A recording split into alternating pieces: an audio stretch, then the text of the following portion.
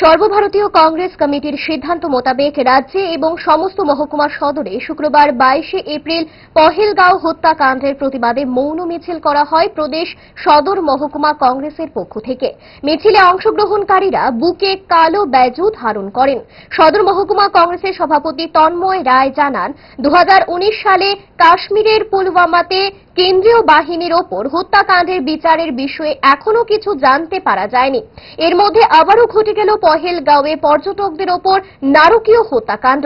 যেখানে একটি মাছিও গলতে পারে না, সেখানে কি করে চারজন জঙ্গি প্রবেশ করে এই কাণ্ড ঘটালো? এর বিচার চাই এবং দোষীদের গ্রেফতার করে কঠোরতম শাস্তি ব্যবস্থা করতে হবে। আমরা বারবার বলছি, আমাদের সভাপতি খারগেজি বলেছেন যে আমরা এটা নিয়ে রাজনীতি করব না, কিন্তু আমরা বলতে বাধ্য হচ্ছি যে আমরা বলেছি যে এটা একটা সুপরিকল্পিত একটা প্ল্যান। কারণ কেন বলছি আমরা, কারণ যেখানে একটা বাচ্চা শিশু বন্দুক নিয়ে যেতে পারে না, খেলনা বন্দুক, সেখানে আমরা দেখতে পাচ্ছি চারটা সন্ত্রাসবাদী ওরা রাইফেল নিয়ে এই পর্যটকদের হামলে করে।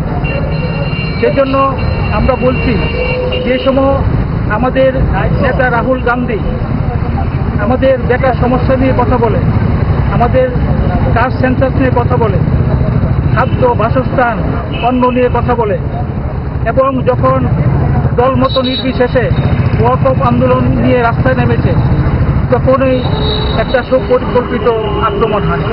কারণ আমরা আগেও দেখেছি যে 18 নির্বাচনের আগে যে পুলওয়ামা হত্যাকাণ্ড, 40 জন আমাদের সেনাবাহিনীর লোক মারা গিয়েছে, কিন্তু আজ অবধি আমরা জানতে পারলাম না এবং তাদেরকে আমরা এখনো বুঝতে পারলাম না ওদের বিচার কি হবে। ওদের কোনো আমরা বিচার দেখতে পেলাম না, ভারত দেখতে 5-7 বছর হয়ে গেল। সেই জন্য আমরা সদর জেলা কংগ্রেসের পক্ষ থেকে আমরা সরকারের কাছে দাবি জানাচ্ছি, যেখানে একটা মাছি গলতে পারে না, সেখানে কীভাবে উগ্রপন্থী হামলা করে, তার সঠিক আমরা বিচার চাই এবং যারা নিহত হয়েছেন তাদের পরিবার পরিজনদের আমরা আর্থিক সাহায্য চাই।